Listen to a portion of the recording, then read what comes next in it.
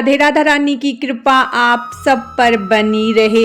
जय माँ काली। गुप्त नवरात्रि में माँ दुर्गा और उनकी 10 महाविद्याओं की पूजा की जाती है। गुप्त नवरात्रि को विशेष रूप से गुप्त साधनाओं के लिए जाना जाता है। गुप्त नवरात्रि के पहले दिन माँ काली की पूजा की जाती है। नवरात्रि के प्रथम दिन माँ काली की कथा। पौराणिक कथा के अनुसार एक बार दारुक नाम के राक्षस ने ब्रह्मा जी को प्रसन्न करके उनसे वरदान प्राप्त कर देवताओं और ब्राह्मणों को प्रताड़ित करना शुरू कर दिया और स्वर्गलोक पर कब्जा कर लिया। जिसके बाद सभी देवता भगवान विष्णु और ब्रह्मा जी के पास गए।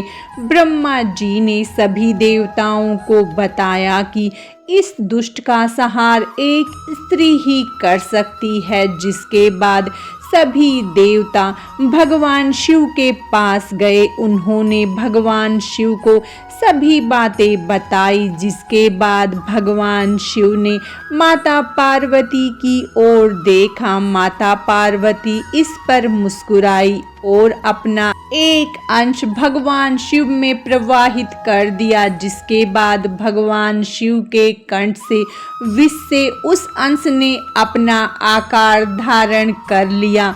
जिसके बाद भगवान शिव ने अपना तीसरा नेत्र खोल दिया। उनके इस नेत्र से विकराल रूप वाली माँ काली उत्पन्न हुई। माँ काली के ललाट में तीसरा नेत्र और चंद्र रेखा थी। माँ काली के भयंकर व विशाल रूप को देख देवता व सिद्ध लोग भागने लगे। जिसके बाद माँ काली का दारुक और उसकी सेना के साथ भयंकर युद्ध हुआ। माँ काली ने सभी का वध कर दिया, लेकिन माँ काली का क्रोध शांत नहीं हुआ और माँ काली के इस क्रोध से संसार भी जलने लगा। जिसके बाद भगवान शिव ने एक बालक रूप धारण किया और शमशान में लेटकर रोने लगे। जिसके बाद माँ काली उन्हें देखकर मोहित हो गई। इसके बाद माँ काली ने बालक रूपी भगवान शिव को अपने गले से लगाकर अपना दूध पिलाया। इसके बाद उनका क्रोध भी शांत हो गया। प्रथम नवरात्रि माँ काली की कथा समाप्तम। अब हम प्रथम नवरात्रि में माँ काली की पूजा विधि के बारे में जानेंगे। गुप्त नवरात्रि के पहले दिन सुबह ब्रह्म मुहूर्त में उठकर स्नान करने के पश्चात स्वस्थ वस्त्र धारण करें। अब एक चौकी पर गंगा जल छिड़क कर उसे शुद्ध कर ले। अब इस चौकी पर साफ कपड़ा बिछाकर घट स्थापना करे। घट स्थापना करने के लिए मिट्टी, तांबे या स्टील के पात्र में जल भरकर चौकी पर रखे। इसके ऊपर एक नारियल को मोली और चुन्नी से बांधकर कलश के ऊपर स्थापित करे। अब चौकी पर माँ काली की प्रतिमा या मूर्ति की स्थापना करें। अब माँ काली की तस्वीर को रोली का तिलक लगाएं। तिलक करने के पश्चात माँ काली को लाल पुष्पों की माला, पुष्प, फल, मिठाई, नैवेद्य आदि चढ़ाएं और पूरे विधि विधान और श्रद्धा के साथ माँ काली की पूजा करें। अब माँ काली के समक्ष सरसों के तेल या घी का दीपक जलाएं और श्रद्धा पूर्वक माँ काली के मंत्रों का जाप करें। देवी कवच, अर्गला स्तोत्र का पाठ करें। सबसे अंत में श्री सूक्तम का पाठ करना चाहिए। जिस आसन पर आप बैठते हैं उसका रंग लाल होना चाहिए। अब माँ काली की कथा सुने या पढ़ें।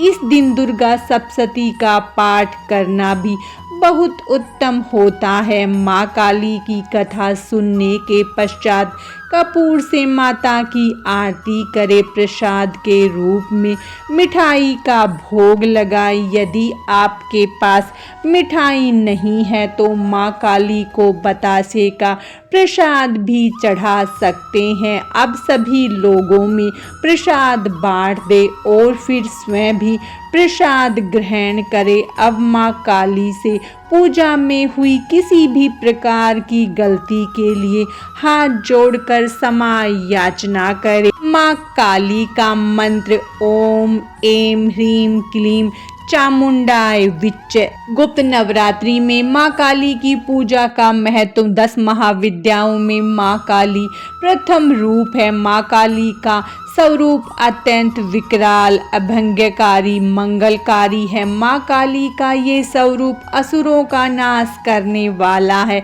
यदि कोई व्यक्ति गुप्त नवरात्रि के दौरान माँ काली की पूजा करता है तो उसके ऊपर सामने आसुरी शक्तियों का कोई असर नहीं होता। माँ काली की पूजा करने से व्यक्ति को रूप, यश, जय की प्राप्ति होती है। समस्त सांसारिक बाधाएं खत्म हो जाती है।